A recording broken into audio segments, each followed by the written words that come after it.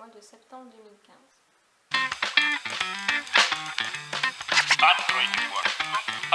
Donc, pour le mois de septembre, j'ai 12 livres à vous présenter. Comme je le fais depuis quelques temps, je vais vous présenter rapidement les livres qui sont déjà chroniqués sur le blog. Pour aller plus vite. Donc tout d'abord, il y a Sœur sorcière, le tome 1 de Jessica Spotswood, que j'ai beaucoup aimé.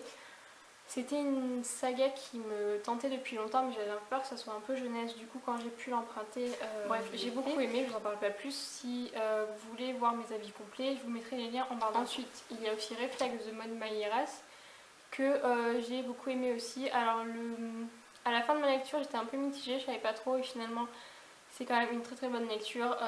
C'est quelque chose de très différent de ce que j'ai l'habitude de lire parce qu'il n'y a pas beaucoup d'action. Il n'y a pas beaucoup de gore, il n'y a pas vraiment une réelle enquête, mais la fin est juste géniale. Voilà. Ensuite, un petit Frankie, bien entendu. Il s'agit de Fracture. Pour moi, c'est pas le meilleur, clairement. Le début est un peu trop brouillon et j'ai eu du mal à m'attacher au personnage. Du coup, voilà, j'ai l'impression d'avoir manqué quelques trucs. En elle-même, l'histoire est géniale, voilà.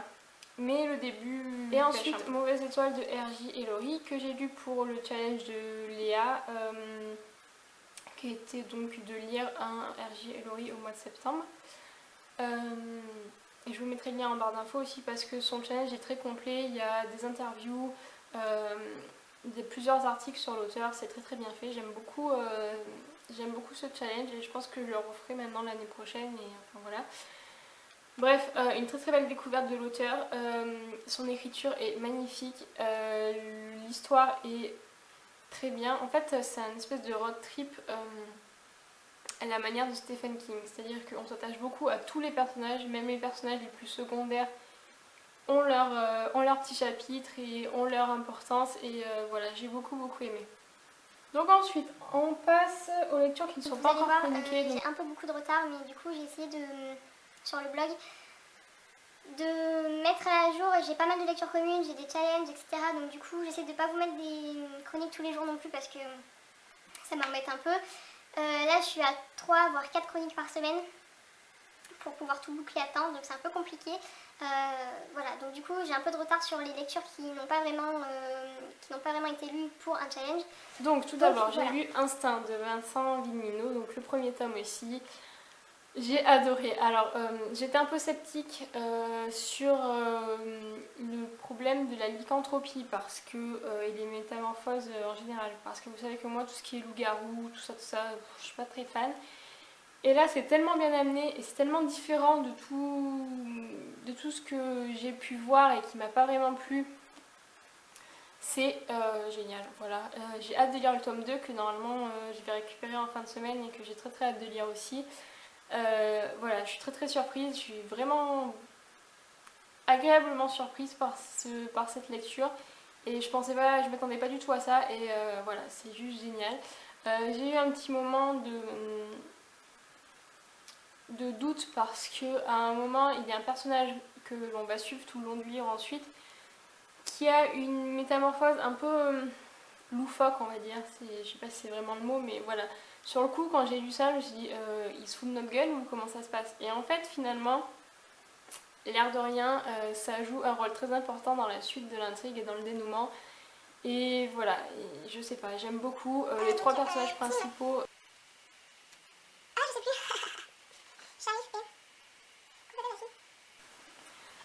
Les trois personnages principaux, donc Tim, Sharif et Flora, sont simplement géniales. Un par un, ils sont super. Les trois réunis, c'est encore mieux. Enfin voilà, j'ai beaucoup aimé et j'ai très hâte de lire la suite. Ensuite, j'ai lu Half Bad, le premier tome aussi, de Sally Green. Là, je suis un peu plus mitigée. Donc, pour moi, il manque une bonne centaine de pages pour approfondir un peu le monde et surtout le passé du père du personnage principal. Il est recherché et clairement tout le monde veut le voir mort. Et en fait, il me manque un petit peu le pourquoi.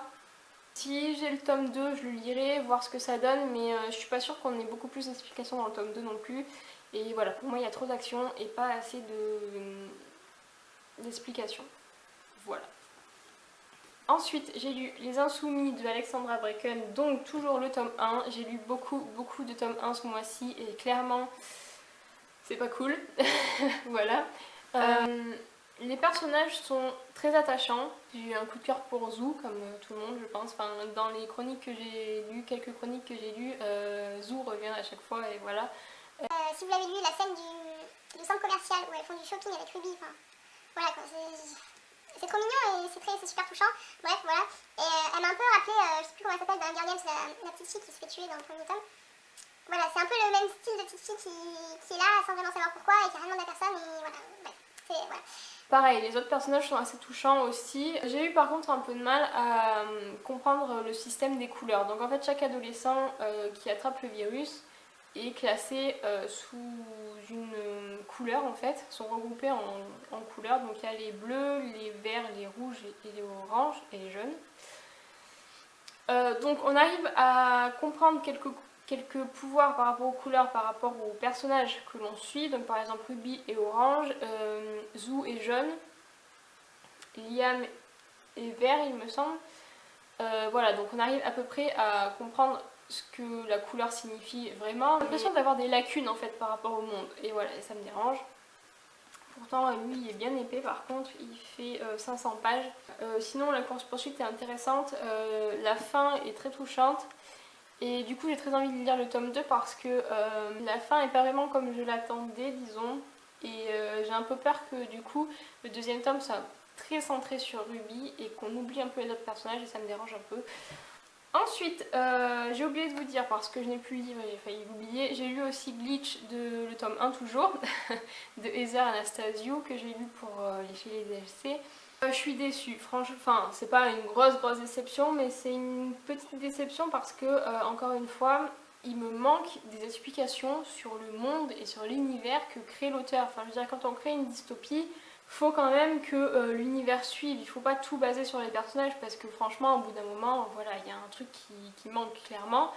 Là l'auteur se concentre beaucoup sur les personnages et sur un espèce de triangle amoureux qui franchement voilà, moi les triangles amoureux j'ai jamais aimé ça et plus ça va moins j'aime ça. Là voilà on se concentre trop sur ce triangle amoureux qui est un peu bancal en plus et on oublie un peu le monde tout autour.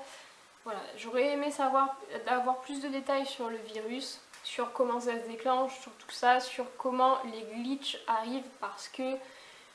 On a des moments où on te dit voilà, machine elle a glitché et hop, elle est revenue normalement, mais en fait on n'a pas d'explication. Et justement c'est ça aussi qui m'a un peu perturbée dès le départ parce que dès les premières lignes on te dit voilà je glitch. Mais sans l'explication, alors moi en plus j'avais pas eu le résumé parce que je lis pas, j'évite de lire les résumés avant de commencer le livre. Et dans le résumé ça expliquait en fait ce que le glitch veut dire. Mais t'arrives sans lire le résumé, tu tombes sur ouais j'ai glitché, ouais ben félicitations, mais voilà. Ensuite, j'ai participé au Weekly Book Color Challenge organisé par Galian tous les 2 mois il me semble, ou tous les trimestres, je sais plus. Comme d'habitude je vous mettrai tout en barre d'infos.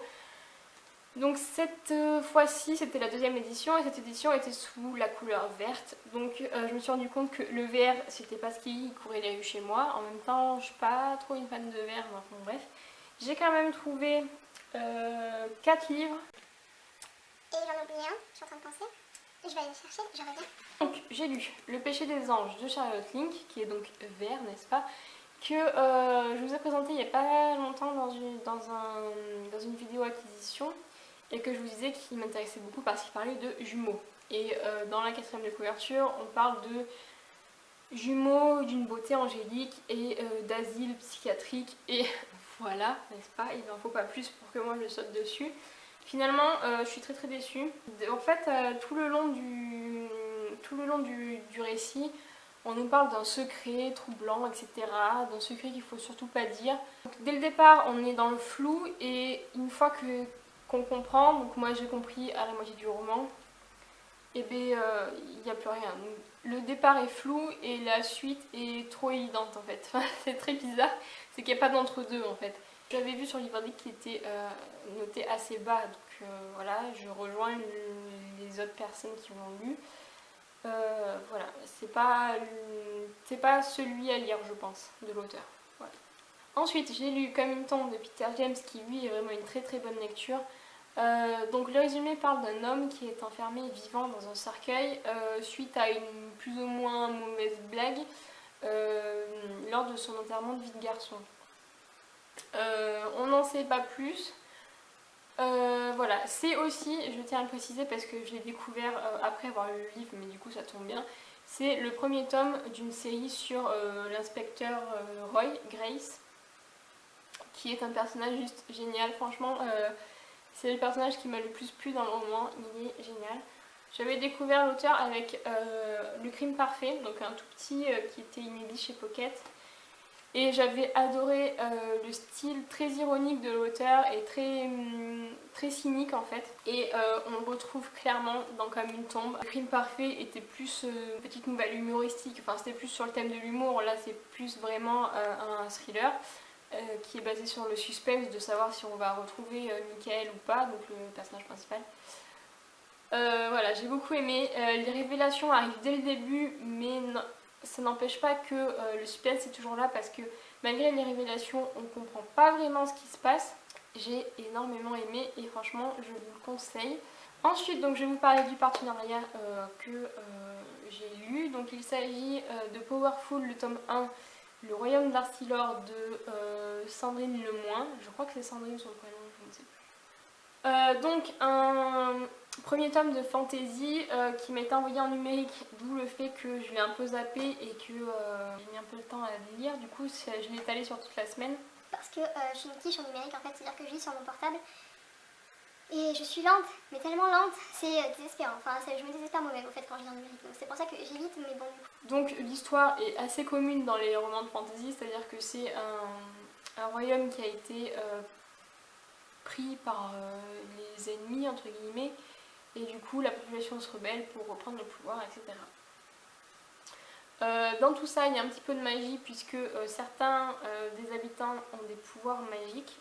Donc il y a plusieurs pouvoirs, j'ai plus les noms exactement, en gros il y a ceux qui lisent dans les pensées, ceux qui guérissent, ceux qui peuvent déplacer des objets, ceux qui ont le pouvoir d'attraper à distance, etc. Enfin voilà. En gros c'est une bonne lecture, j'ai beaucoup aimé, j'ai eu un peu de mal à me mettre dans l'histoire parce que dès le début il y a beaucoup de personnages, il y a beaucoup de prénoms. Donc les personnages principaux, ça va, j'ai assimilé assez vite, mais plus on avance, plus on trouve de nouveaux personnages plutôt secondaires qui reviennent tous les 3-4 chapitres et qu'on voit pas tout le temps. Du coup, c'est un peu dur de se dire « Ah oui, lui j'ai déjà vu, il a fait ça » et du coup là il revient et il continue. Enfin voilà, j'ai un peu de mal sur ce point-là. Deuxième point un peu compliqué, c'est qu'il y a des flashbacks, donc dans l'idée j'aime beaucoup. Sauf qu'ils ne sont pas précisés dans les chapitres, dans les noms des chapitres ou en annotation en début de chapitre. C'est-à-dire on sort d'un chapitre au présent et on arrive dans un chapitre du passé, en fait, d'un chapitre flashback, sans qu'on soit au courant. Et du coup, les quelques premières lignes, c'était là, ouais mais où je suis en fait, j'ai pas compris. Voilà. Donc il y a un petit peu un temps d'adaptation à chaque début de chapitre, savoir si on est dans le passé, dans le présent, etc. Je sais que l'auteur est en train de remanier un peu son roman, en tout cas de le corriger et de refaire quelques changements pour l'édition papier qui va sortir bientôt. Donc du coup j'espère que ce petit point sera un petit peu amélioré. Et voilà, donc la suite, enfin pour moi, ce tome 1 se finit d'une façon qui n'appelle pas forcément une suite. Enfin moi disons que moi cette fin elle me va très bien. Après je suis curieuse de savoir ce qu'elle a pu faire dans un deuxième tome. Je suis très contente d'avoir découvert en tout cas ce premier tome. C'est de la fantaisie qui est pas trop compliquée, je pense qu'on peut commencer avec ce genre de fantaisie là. Donc voilà, je suis très contente et merci à l'auteur de m'avoir fait découvrir son premier tome. Et donc le petit librio dont je vous parlais tout à l'heure, il s'agit de La Métamorphose de Kafka qui est suivi de La Colonie pénitentiaire. Donc j'ai lu La Métamorphose et il me reste la deuxième nouvelle à lire. J'ai beaucoup aimé la nouvelle, donc La Métamorphose. J'ai bien aimé le style qui est pas trop compliqué, qui est assez fluide, parce que du coup Kafka, un auteur tchèque, je vais dire russe, mais on est tchèque, classique, voilà, j'avais un peu peur, j'étais un peu sur le coup, je me suis dit bon lance-toi mais voilà. J'étais pas très rassurée, finalement ça se lit tout seul, c'est vraiment très bien. Le seul problème c'est que je crois que je n'ai pas compris la morale de l'histoire. Une famille où l'aîné travaille et donc la sœur et les parents sont un peu sous la dépendance de Grégor. C'est lui qui ramène la paye, c'est lui qui ramène l'argent à la maison en fait. Jusqu'au jour où un matin il se réveille, il est transformé en bête. Alors c'est une espèce de cafard, scarabée, je sais pas trop, c'est un peu compliqué c'est pas vraiment bien défini disons. Et du coup le jour arrive où voilà, il se transforme en cette chose. Et du coup les parents et la sœur se retrouvent sans plus aucun revenu et sont obligés de se débrouiller eux-mêmes. Dans l'ensemble, l'histoire me plaît, j'aime bien comment ça se finit, mais du coup je m'attendais à une morale que je n'ai pas trouvée. Voilà. La deuxième nouvelle je ne l'ai pas lue, je la lirai occasionnellement. Donc ensuite, ma lecture en cours, il s'agit de Les Fleurs de l'ombre de Steve Mosby que je vous ai montré dans ma pile à lire du mois d'octobre, mais que je vous avais dit que je commencerai sûrement avant, et donc c'est le cas. J'en suis au tiers, j'aime beaucoup. J'ai un peu peur de m'y perdre parce que en fait on parle d'un écrivain qui est retrouvé mort, donc on ne sait pas si c'est un suicide ou un meurtre, qui cherchait des informations sur un écrivain qui avait écrit lui-même sur un serial killer. Donc voilà, j'ai un peu peur de m'y perdre parce que là déjà on a donc les personnages réels et des passages du roman de l'écrivain. Et j'ai un peu peur que en fait de la mise en abîme me perde un peu, donc voilà, j'espère que vraiment pas parce que l'histoire a l'air super intéressante. Voilà, je vous en reparle donc au mois d'octobre pour vous dire ce que j'en ai pensé. Voilà pour mes lectures, c'était un peu moins que les 2 derniers mois, mais je suis quand même très contente de tout ce que j'ai pu lire, j'ai fait pas mal de bonnes découvertes, voilà, j'espère continuer dans cet aspect-là. Dites-moi comme d'habitude si vous avez lu des livres, si vous êtes d'accord ou pas d'accord avec moi, etc. Et je vous dis à très vite.